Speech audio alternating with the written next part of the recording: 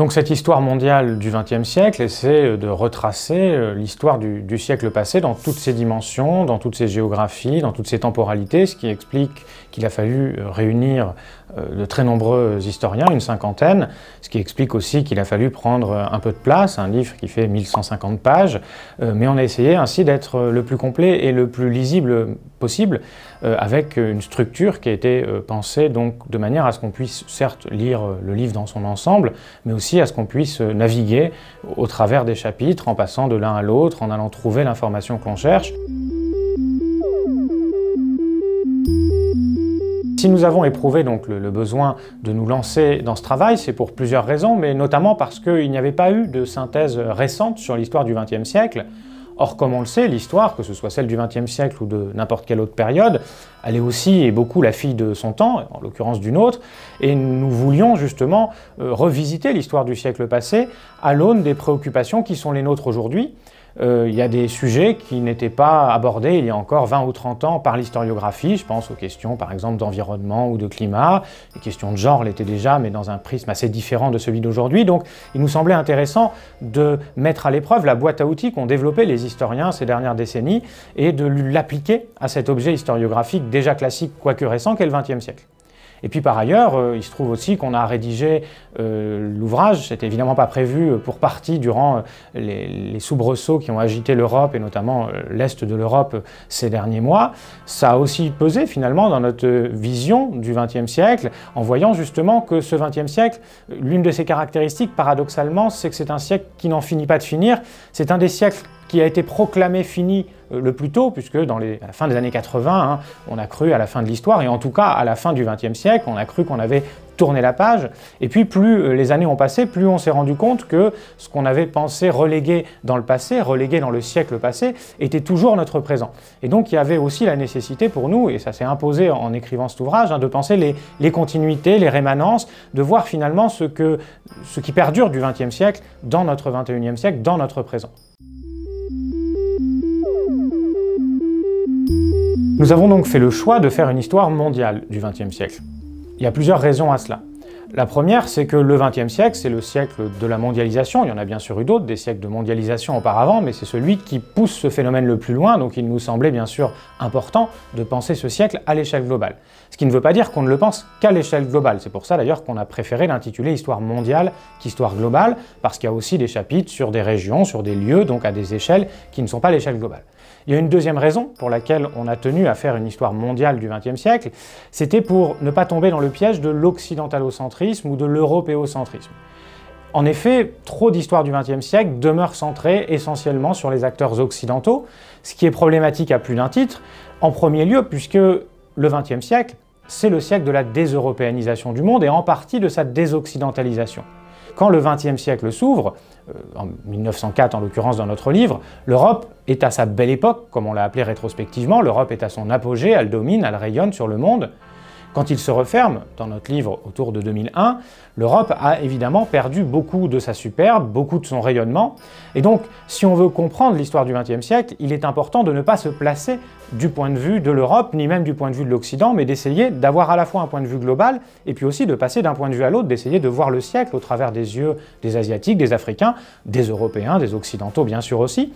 car il ne s'agissait donc pas de négliger non plus l'histoire de l'Europe ou de l'Occident. Bien sûr, l'Europe et l'Occident tiennent une place fondamentale et importante dans l'histoire du XXe siècle. C'est important, simplement, cette place, il faut l'envisager avec un regard qui ne soit pas un regard européen ou occidental, mais un regard plus général, plus global, pour vraiment en saisir la spécificité, pour arriver à l'observer en historien détaché de l'origine, du lieu d'où il écrit et d'où il parle. Alors, bien sûr, l'histoire politique tient une place importante dans ce livre, puisque la politique est un des champs majeurs de l'histoire du XXe siècle, mais il nous paraissait important justement aussi pour nous décaler, nous distancer par rapport à d'autres histoires du XXe siècle qui avaient pu être produites auparavant, de ne pas faire que de l'histoire politique et d'insister sur d'autres éléments qui sont tout aussi et même plus fondamentaux pour comprendre ce qu'a été le XXe siècle. C'est pour ça que dans la dernière section de l'ouvrage, la section Enjeux,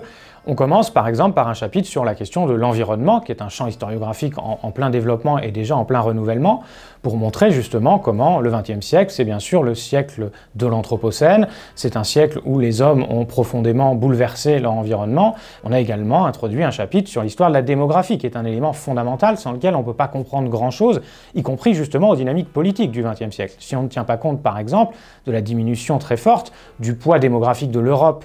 qui, au début du siècle, représente un être humain sur 4 dans le monde, aujourd'hui et à la fin du XXe siècle, en gros 1 sur 10. Si on ne tient pas compte de cela, on ne comprend pas aussi bien le phénomène de déseuropéanisation dont on essaie de parler. Alors effectivement, les historiens ont coutume, très fréquemment, de penser l'histoire en termes de siècles, le grand siècle, le siècle de Napoléon, le siècle d'or, etc., sans vraiment questionner la pertinence de cet objet historiographique, qui est pourtant un objet hautement problématique.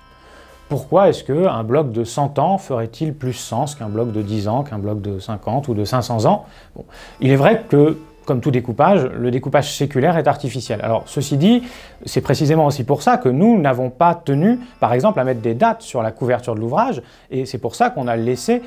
aux auteurs la liberté de ne pas forcément avoir exactement la même définition chronologique de ce qu'était le XXe siècle, parce qu'il est évident que selon l'objet ou la région qu'on traite, le XXe siècle n'a pas forcément les mêmes contours. Après, il nous a paru quand même intéressant de conserver cet instrument historiographique qu'est le siècle, parce que malgré tout, c'est un instrument qui présente, dès lors qu'on n'en est pas dupe, un certain nombre d'intérêts. Globalement, ça représente 3 à 4 générations humaines. Au XXe siècle, l'espérance de vie s'est beaucoup allongée, donc ça peut presque être un peu plus. Et cette durée, 3, 4, voire 5 générations humaines, est une durée quand même intéressante pour dégager à la fois des ruptures et des continuités, qui est précisément l'objet, la matière première sur laquelle travaille l'historien.